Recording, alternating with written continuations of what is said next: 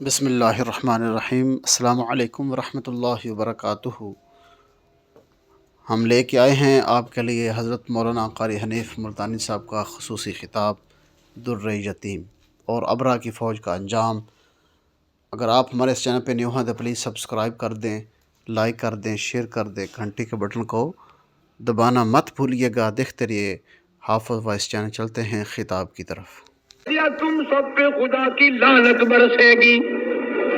یتیم مکہ صلی اللہ تعالی علیہ وسلم کی پیدائش میں ابھی تقریباً 10 دن باقی ہیں، 15 دن باقی ہیں۔ ابرہہ یمن کا بادشاہ، اس نے یہ سوچ کر کہ ساری دنیا بیت اللہ خانہ کعبہ کا طواف کرنے جاتی ہے، ایک ایسا کوٹھا میں نہ اپنے ملک میں بناؤں، لوگ یہی طواف کیا کریں گے۔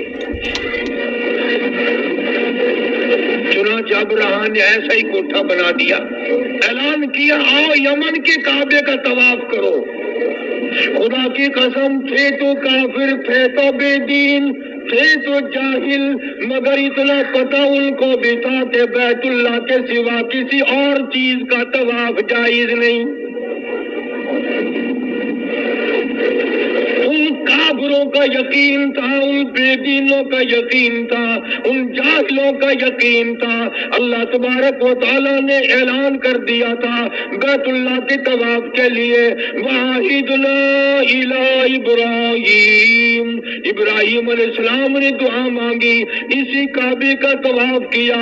سارے نبیوں نے کیا، خلیل اللہ نے طواف کیا، ذبیح اللہ نے کیا، کلیم اللہ نے طواف کیا، نوح نجی اللہ نے طواف کیا، عیسیٰ روح اللہ نے طواف کیا، تمام کے تمام نے اسی کا طواف کیا۔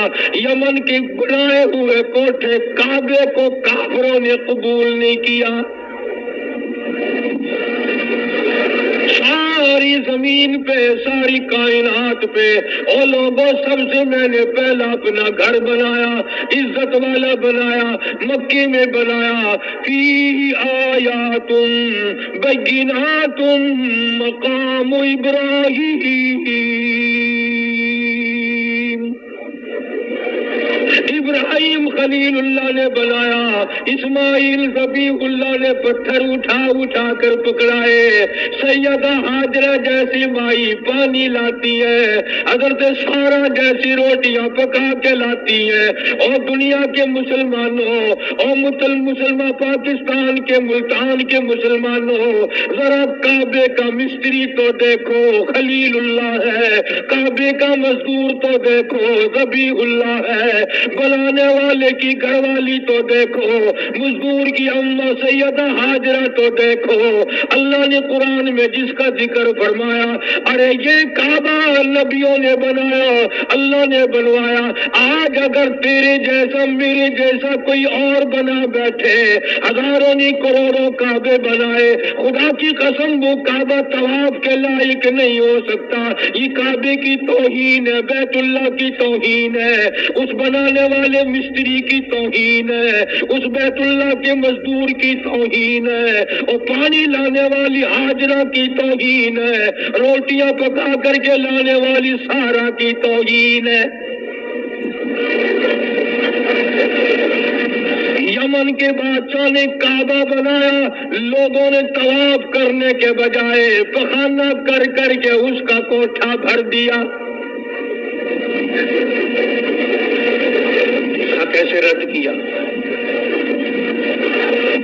ابرہہ کو آگ لگ گئی، کہنے لگا جب تک اس کعبے کو میں گرا کے نہ ہوں، جب تک اس اللہ کے گھر کو منہدم نہ کر دوں، اس مکے والے خانہ کعبے کو ملیا میٹ نہ کر دوں، لوگ اس وقت تک میرے کعبے کو نہیں مانیں گے، میرے بنائے ہوئے کو نہیں مانیں گے۔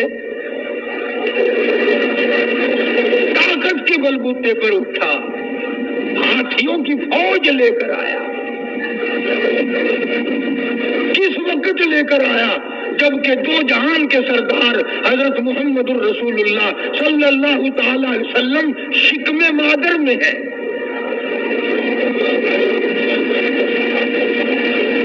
ابرہہ نے آ کر کے عرفات کے قریب مزدلفہ کی بائیں طرف وادی محصر میں ڈیرا لگا دیا.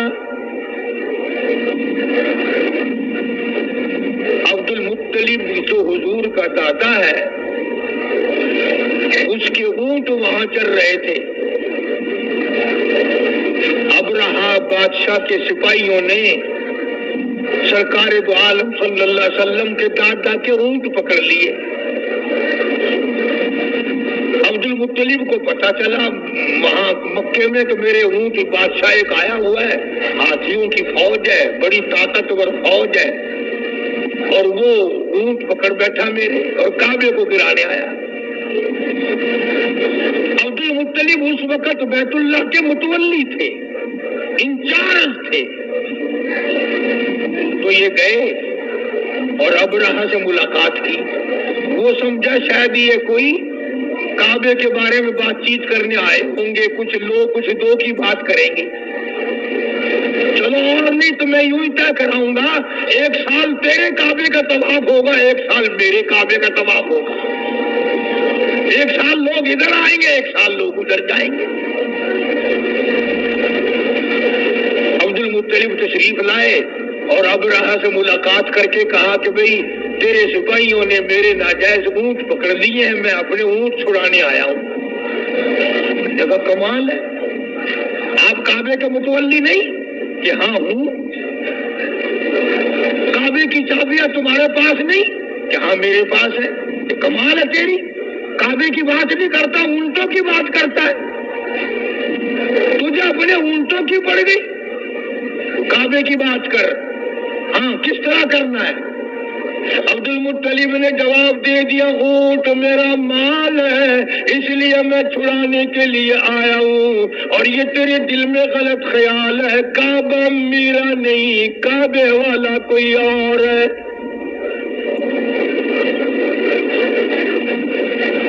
بیت اللہ میرا نہیں, بے شک چابیاں میرے پاس ہے, بے شک وہاں کا انتظام میرے پاس ہے, بے شک میں وہاں کا متولی ہوں, لیکن تیرا خیال غلط ہے. کعبے کا مالک میں نہیں, کعبے کا مالک تو وہ ہے جو تیرا بھی مالک ہے, میرا بھی مالک ہے.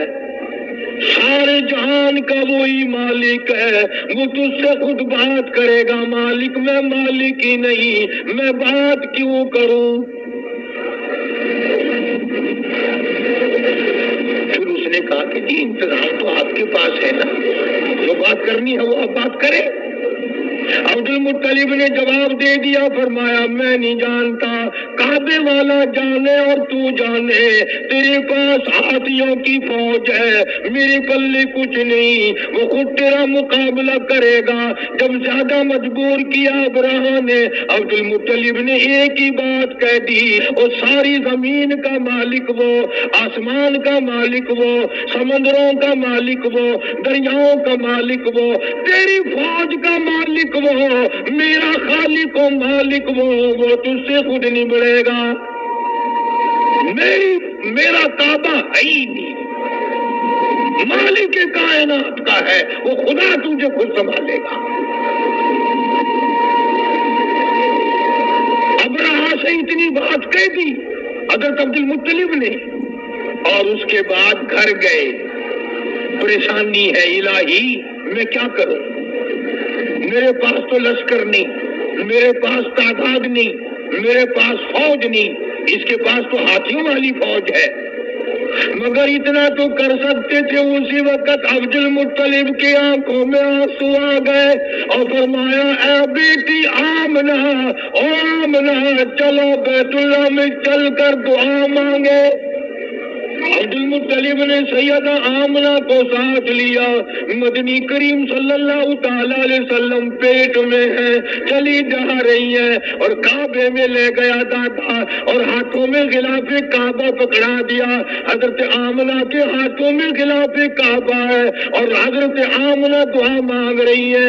حضرت سیدہ آمنہ کہتی ہے, او مولا تیری مرضی, تو کریم ہے, تو رحیم ہے, تو خالق و مالک ہے. مولا ہم نے تو سنا تھا کہ اس گھر کو بسانے والا آنے والا ہے, اور آج اس بیت اللہ کو ہاتھیوں کی فوج لے کر گرانے آیا دشمن. سیدہ آمنہ کی آنکھوں سے آنسو گر رہے ہیں، دعا مانگ رہی ہے، اور تمہیں تو دعا بھی نہیں مانگنی آتی، لیکن یہاں بیٹھ کے نہیں کہتا ہوں میرے مولا میں سیاکار ہوں، گناہ گار ہوں، تیرے در کا خطاوار ہوں، ہزاروں نہیں لاکھوں کروڑوں گناہوں میں ڈوبا ہوا ہوں، زمین کے ذرات سے زیادہ میرے گناہ، سمندر کے قطروں سے زیادہ میرے گناہ، زمین کے ذرات سے زیادہ میرے گناہ، درختوں کے پتوں سے زیادہ میرے گناہ، آسمان کے ستاروں سے زیادہ میرے گناہ، یہ سب کچھ ہے، پر میرے مولا بتا میں جاؤں کہاں. دعا مانگی سیدہ آمنہ رضی اللہ تعالیٰ عنہ نے، سرکار کے دادے نے دعا مانگی. آواز آئی عبد المطلب جب تم نے میرا دروازہ کھٹکھٹا دیا، اور اگلی بات یاد کر کے لکھ کے لے جاؤ، کیا مزیدار بات ذہن میں آئی ہے. آواز آئی عبد المطلب تو دعا مانگتا بات اور تھی، سارا مکہ مانگتا بات اور تھی، سارے قریش والے دعا مانگتے بات اور تھی، آمنہ اکیلی دعا مانگتی بات اور تھی. میں تیری جولی کیسے خالی لوٹاؤں؟ آمنہ پیٹ میں میرے محبوب کو لے کے آئی ہے صلی اللہ علیہ وسلم. اور فرمایا اب میں نے اتنا قبول کر لیا، لشکر کی حاجت نہیں، فوج کی ضرورت نہیں، قریش والے بھی جاؤ، سردار آرام کرو، مکے والوں سو جاؤ، فرشتوں تمہاری ضرورت نہیں، جنوں تمہاری حاجت نہیں. آج ہاتھیوں کی فوج کے مقابلے کے لیے کسی کی ضرورت نہیں. آمنہ جب تو کالی کملی والے کو لے کے آ گئی، میں بھی تمہیں ایسی جنگ کر کے دکھاؤں گا جس سے میری خدائی سمجھ میں آئے. نرالی جنگ ہوگی آج. عبد المطلب نے جب یہ بات کہہ دی کہ کعبے والا کعبے کی بات کرے گا تو میں ہی کروں گا. جبریل ہٹ جا، اسرافیل ایک طرف ہو جا، میکائیل اپنی طاقت کو الگ رکھو، سارے فرشتوں ایک طرف ہٹ جاؤ. آج نرالی جنگ ہوگی. نرالی کیسے ہوگی؟ فرمایا ابرہہ کے ہاتھی لڑیں گے، میں خدا کی چڑیا لڑے گی. قرآن ہے، قرآن کہانیاں نہیں ہیں، یہ ڈولے نہیں ہیں. فرمایا میری خدائی تمہارے دماغ میں جب آئے گی، ایک طرف ہاتھی ہوں گے، ایک طرف تولے کی چڑیا ہوگی. خدائی طاقت کا مقابلہ ہوگا. بس دیکھتے دیکھتے ابرہہ نے اپنی فوج کو چلنے کا حکم دیا. ہاتھی چلے، فوج چلی، اور آسمان کی طرف بادل سے دکھائی دیے، بادل سے دکھائی دیے.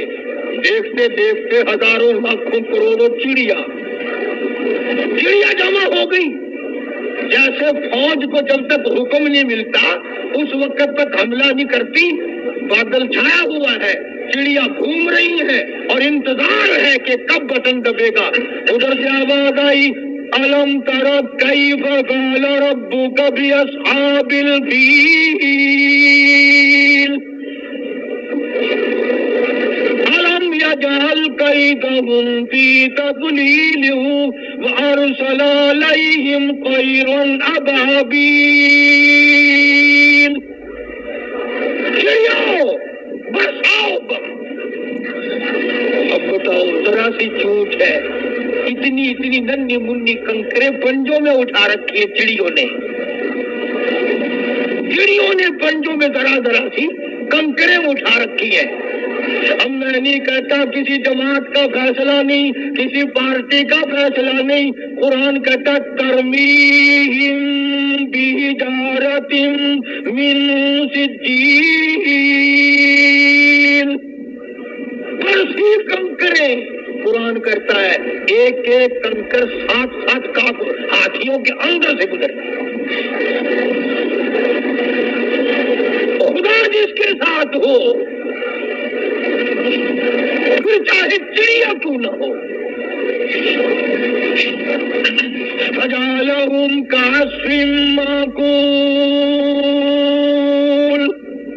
قرآن کہتا ہے نے اس طرح ہاتھیوں کو چھلنی کر دیا کہ بادشاہوں وہ خدا ہے، کون اس کا مقابلہ کرے؟ اکڑا نہ کرو، ہاں خدا جانے کیا ہو جائے گا۔ اس سے ہی نہ دیکھو جو عورتیں اس کے در پہ پڑی تھی، اس کی غلام بنی ہوئی تھی، انہی کے ہاتھوں سے سر میں جوتے مروا دیے۔ اس پروردگار سے وہ بڑا بے نیاز ہے۔ اس لیے اللہ پاک جل شانہ فرماتے ہیں لوگوں میری ذات کا مقابلہ نہ کرو، میری صفات کا مقابلہ نہ کرو، میری ذات و صفات میں کسی کو شریک نہ بناؤ، میں اگر پکڑنے پہ آؤں گا تباہی پھر جائے گی۔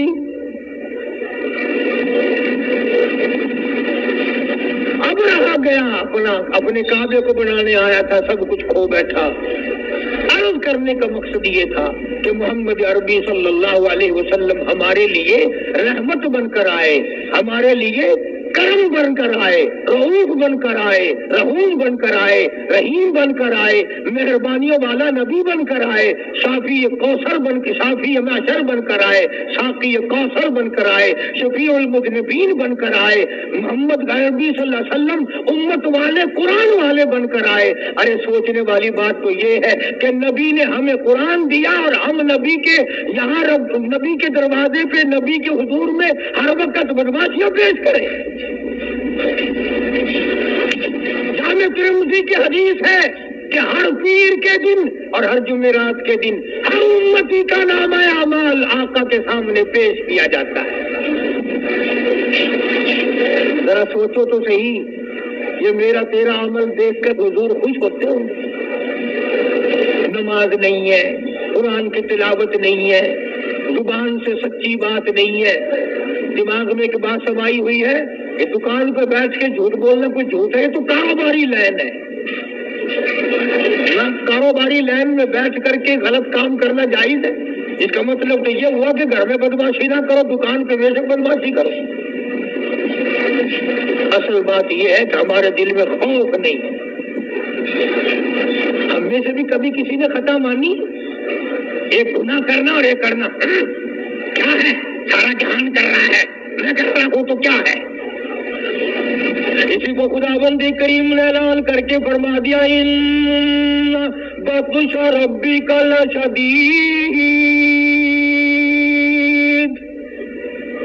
میری پکڑ بڑی سخت ہے، ایسا وقت میں لاؤں گا جنازہ اٹھانے والا کوئی نہیں، کفن دینے والا کوئی نہیں، غسل دینے والا کوئی نہیں، قبر میں دفن کرنے والا کوئی نہیں، سرچی تمہاری ہوگی، کھوپڑیاں تمہاری ہوں گی، کتے گھسیٹیں گے۔ عقل کرتا ہے آدمی، کسی کو ڈاکٹری پہ ناز ہے، کسی کو افسری پہ ناز ہے، کسی کو پیری فقیری اور مولوی پڑھنے کا فخر ہے، کسی کو حاجی اور نمازی پڑھنے کا فخر ہے۔ فرمایا کیا فخر کرو گے؟ میرے در پہ آؤ گے تو تمہیں پتہ چل جائے گا۔ یہ تو بھائی سیدھی سادی بات ہے، میں بھی زور لگا رہا ہوں، جب موت آئے گی خود بخود پتہ چل جائے گا کہ ساری دنیا میں اور ساری زندگی میں میں کیا کرتا رہا۔ وہاں تو آنکھوں کے اشارے بھی لکھے جا رہے ہیں، زبان سے جو کلمہ نکلتا ہے وہ بھی لکھا جا رہا ہے، ہر چیز ریکارڈ میں ہے، ریکارڈ میں۔ تو ہمارے نبی حضرت محمد کریم صلی اللہ تعالی علیہ وسلم نے ہر چیز کا نمونہ بن کے دکھلایا، کھا کے دکھایا، پی کے دکھایا، سو کے دکھایا، اپنی شادیاں کر کے دکھلائی، اپنی بچیوں کی شادیاں کر کے دکھلائی، اپنے عزیزوں رشتہ داروں کی شادیاں کر کے دکھلائی، بیمار بھی ہو کے دکھایا، مدینے کا بادشاہ بن کے بھی دکھایا، اور اپنے پیٹ پہ 2 پتھر باندھ کے بھی دکھایا۔ ایک ایک وقت میں ایک ایک بکری کی ران بھی کھا کے دکھائی اور کئی کئی وقتوں میں درختوں کے پتے چبا کر الحمدللہ پڑھ کے بھی دکھایا۔ جناب عائشہ صدیقہ رضی اللہ تعالیٰ عنہا فرماتی ہے کہ کئی مرتبہ ایسا ہوتا تھا مہینوں مہینوں ایک کھجور کا دانہ اور ایک پانی کا پیالہ، پانی بھی مول ملتا تھا، تو محبوب کائنات صلی اللہ علیہ وسلم نے جنگوں میں فتح کر کے بھی دکھلائی۔ جنگ بدر کے فاتح کو دیکھو، اگر کسی نے شکست دیکھ لی ہو تو احد کے میدان میں پیغمبر کے چچا کے 11 ٹکڑے اٹھاتے ہوئے کو دیکھو۔ اگر تمہاری بیٹی ہے تمہیں اس کے ساتھ نباہ کرنا پڑ رہا ہے تو تم فاطمہ کے ابا کو دیکھو کہ وہ کیا کرتا ہے۔ اگر عمر میں تیری بیوی چھوٹی ہے اس کے ساتھ تجھے زندگی بسر کرنی پڑ رہی ہے تو تو عائشہ صدیقہ کے شوہر کو دیکھ کہ عائشہ صدیقہ کی عمر 6 سال ہے اور سرکار دو عالم صلی اللہ علیہ وسلم کی عمر 52 سال ہے۔